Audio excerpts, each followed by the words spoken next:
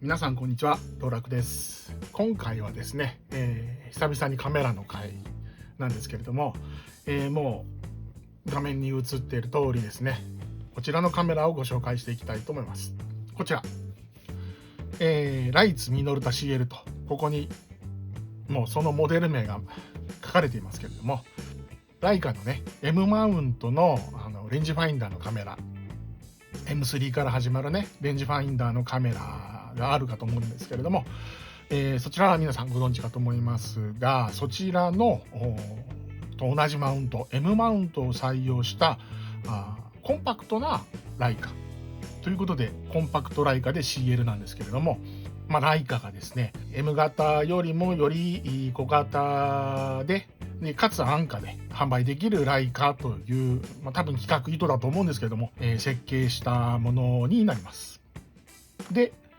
なんでこのミノルタという名前が、日本のカメラのねメーカーのミノルタという名前が入っているのかと申しますと、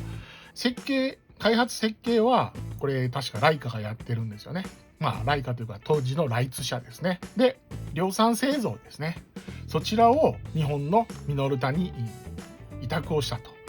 いう、流れ。結局当時の人件費だとか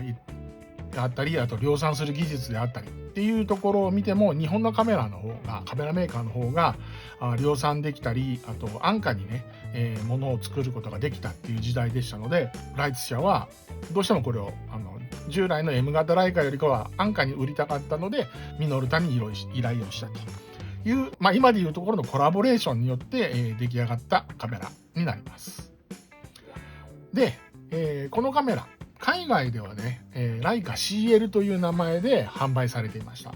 で、日本国内だけライツミノルタ CL という、ダブルネームになっているわけなんですけども、当時ライカのカメラを日本に輸入して販売していた代理店がね、ミノルタがこれは販売していたんですけれども、日本国内ではねミノルタが販売していたんですけども、そのミノルタの販売するこのカメラ CL に対してですね、ライカ名を冠するのをちょっと難色示したっていう話があるみたいです。真贋はねちょっと僕も確かめられてはいないんですけども、そういう話があって、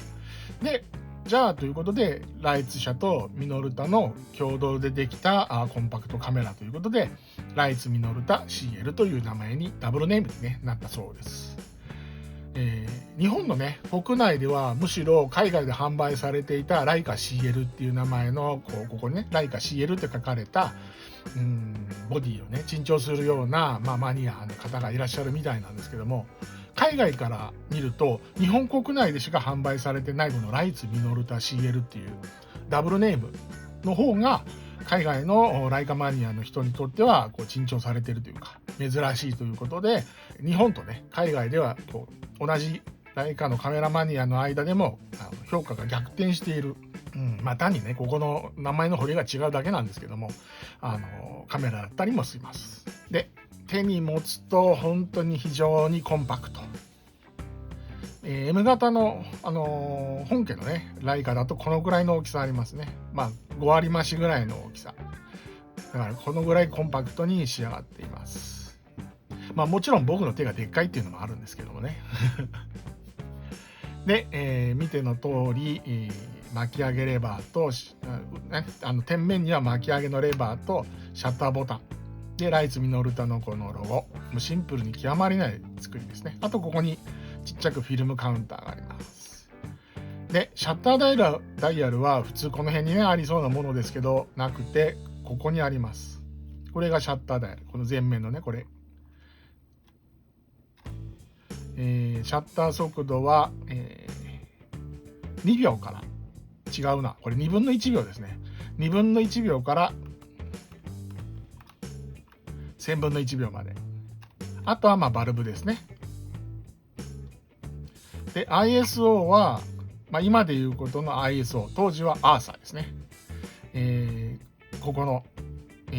ところの窓を見ながら設定するんですけども、この銀色のこのダイヤルを押しながら回転させることによって、変更することができます。で、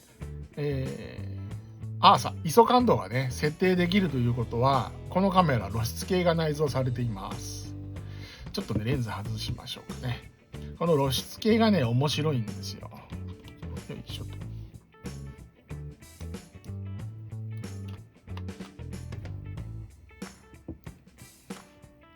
今これ何も出てないと思うんですが、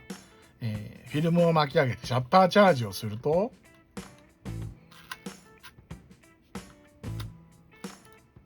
ニョキッとこの出てきた。これがね、センサーなんです。CDS というね、半導体を用いたセンサーで、ここに光を受けて露出を計測するわけなんですね。もうこの時の日本のカメラは、TTL が出来上がってたかな。TTL っていうのはスルーザレンズの略なんですけども、レンズを通ってきた光を計測して、露出を測るという方式の、今では一般的なカメラの内蔵露出系の方式なんですけども、で、日本国内の例えば一眼レフとかであればシャッター膜をグレーにね塗装して、でそこにこう反射した光を計測するとか、そういう風な仕組みをとってたんですけれども、このライツミノルタ CL と、あと同時期に出たライカの M5 はこのなんていうんでしょうね、腕木がこうシャッターチャージするとともにこうピコッと出てきて、でこの先にセンサーがついてるわけですよ。でシャッターを押すとこの木がペッと先に上がって、その後シャッターが切れるっていう、まあめんどくさい機構をねドイツ人は考えたものです。試しにちょっとシャッター切ってみますよ。今は2分の1秒でしたからこんな遅さですけど、ね、1000分の1秒最高速で切るとこんな感じ。本当にちゃんとセンサーの方が先に隠れてるのっていう風な疑いたくなるんですけど、ちゃんと隠れるようになってるんですけど、こういう動きをする、とっても面白い、カメラなんですね。でレンズは以前にも紹介しました TTR ディザンの 28mm F5.6、 通称赤ズマロンとね呼ばれているライカのね名レンズのオマージュレンズですね。こちらをつけてますね。いいでしょう。この小ささですよ。この出っ張りの少なさ、この小ささ、僕の大好きなこのサイズ感ですね。このでっかい手にすっぽり収まる感じで、今は、こういう感じで、これから撮っていこうかなと思ってます。でちょっとね操作感はね独特なんですよ。やっぱシャッターダイヤルがここに縦にあるっていうことと、あとね意外とこのシャッターまでの距離が長くてこのくらいのところにシャッターがあってくれるとこう自然にね指が落ちるところに来るんですが、それよりもちょっと内側に入ってるんですよね。ちょっとそこが独特な操作感、言ってしまえばちょっと遠いなっていう感覚を持たせてくれる設計になりますね。あと、やっぱコンパクトライカ、安価でちっちゃなライカというコンセプトで作っているので、巻き上げがねこれラチェットでないんですよ。本家 M 型はラチェット式になっていて、こうやって巻き上げ中途半端なところで手を離してもまた元の位置に戻るんですね。要はラチェットのレンチなんかと同じようにこう小刻みに巻き上げることができるんですけど、 CL はガチッと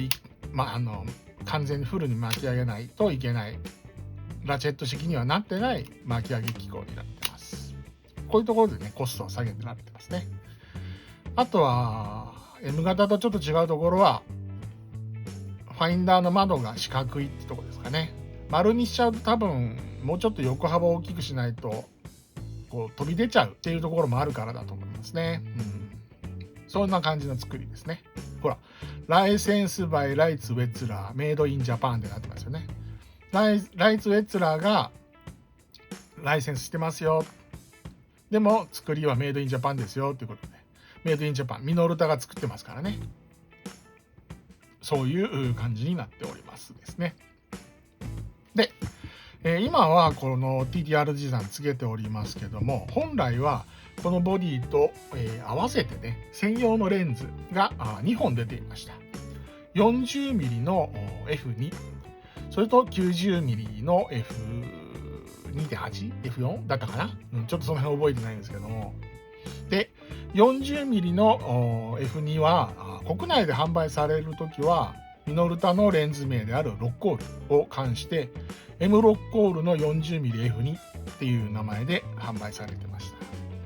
海外ではズミクロン C の 40mmF2 ということで、サンフランシスコ在住のね、散財小説家の有名な鳥金さんがね、40mmF2 のレンズをつけて、撮影されてました。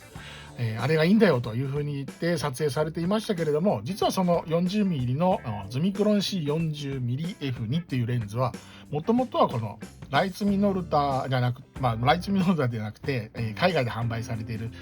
ライカ CL ですね。ライカ CL 専用レンズとして、一緒にね、発表された、出てきたレンズなんですよね。で、いうことで、実はお見せしますけれども、ファインダーがね、40mm のブライトフレームと 90mm のブライトフレームだけなんですよ。28mm つけてるんで、ダメじゃん。画角がわからないじゃんって言われれば、その通りなんですけども、28mm つけるときは、外付けファインダーかなと思ってはいるんですが、なかなかね、つけたいな、いいなと思うファインダーがないんですよ。で、今どうしようかなと迷ってるところですね。で、これ、ヤフオクで買ったというふうに言いましたけれども、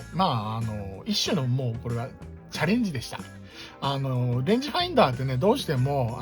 この二重像が合致、こういうふうに像が合致するここの部分の上下がね、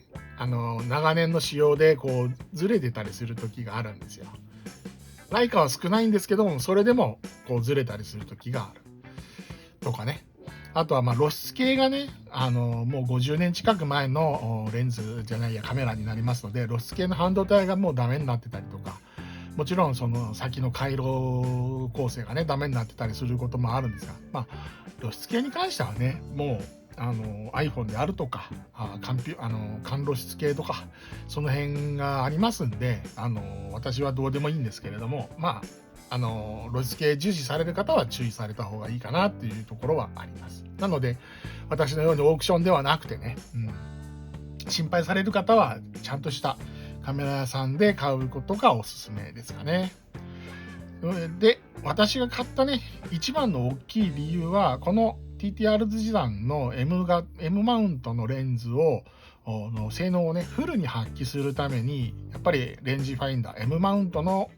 レンジファインダーのカメラ、ボディが欲しいなというところから始まりました。で、ずっとね、半年ぐらいかな、探していて、M マウントとボディをですね、最初は、純正ライカのレンズじゃないので、フォクトレンダーのね、ベッサ R シリーズとかね、その辺を狙ってたんですけれども、実はベッサ R がもう、オークションとか、実際に中古カメラさんで売ってるのを見てもね、20万ぐらいするんですよ。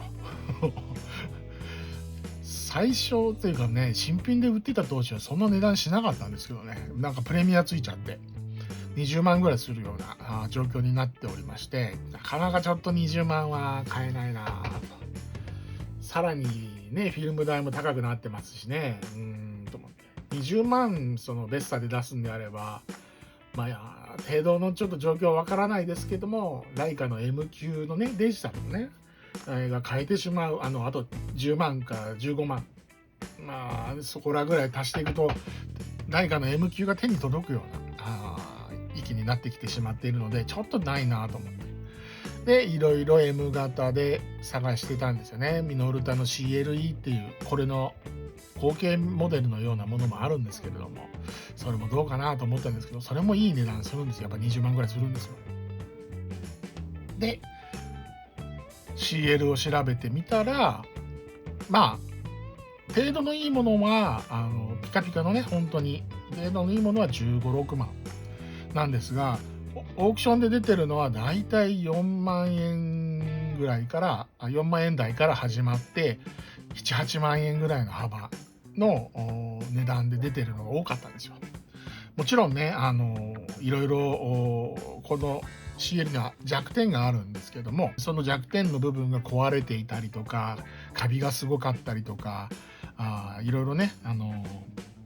トラブルを抱えてるボディが多かったんですが、その中でもまあこれくらいならいいかなと思えるのが見つかって、買ったのがこの CL のこの答えになります。実際ね、カメラ越し見えるかどうかわかんないですけど、ここちょっとねへっこんでたりするんですよ。実は金属ではできてるんですが、相当ね薄いね金属になっていて、ちょっとしたぶつけでねすぐにへこんじゃったりするんですけど、今回私が買った答えはあまりひどくなかった。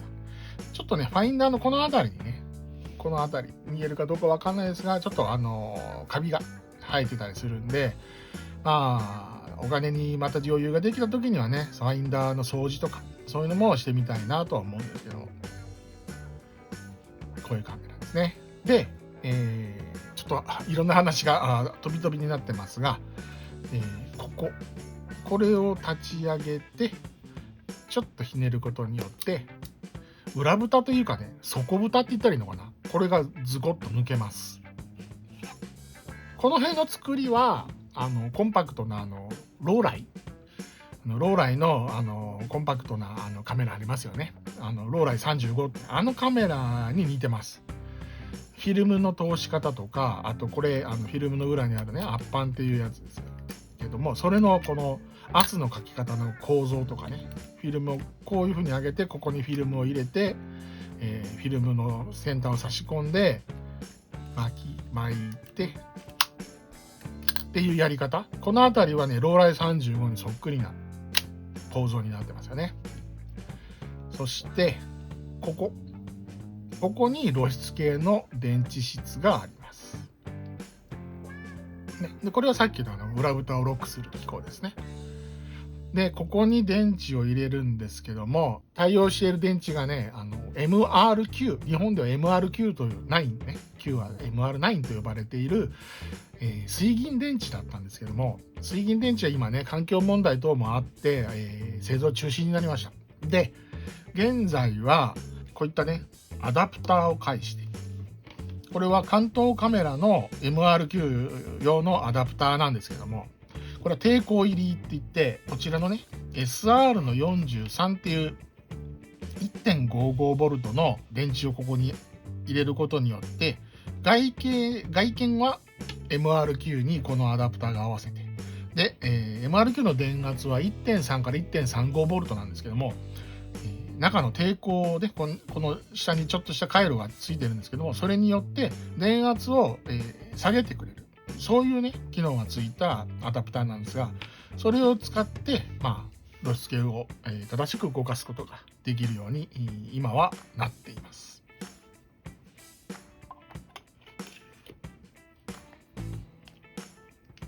電圧がね高いと露出系がね余分に触れてしまったりしますんでね。ということで今回、ライツミノルタ CL というねコンパクトなM マウントのライカをオークションで、落札して購入しましたというのをお届けしてきました。今後はねこのカメラを使って主にカラーネガフィルムなどで、撮影したものをね、どんどんご紹介したり、またその撮影しているところをね POV でお届けしたりできたらななんていうふうにも思っております。道楽三昧のチャンネルではこういったカメラの話であったり、あと一番コンテンツ的に多いのはアメカジとかね、プチプラブランドのアイテムを使ったアメカジの話であったりとか、あとはドライブ動画だったり食べ歩きだったり、大人のね男性の方に興味を持っていただけるような情報を発信しております。もし今回のこの動画がね、気に入っていただければいいねボタンを、そして、こういったカメラであったりアメカジの話であったりとか、ご興味ある話があるよということでございましたらチャンネル登録いただけると幸いです。あとね、コメントでね、ライツミドルと CL 使っている人とか、同じくね、カメラに興味ある人などございましたらね、いろいろコメントを書いていただけると嬉しいです。それではまた次の動画でお会いしましょう。道楽でした。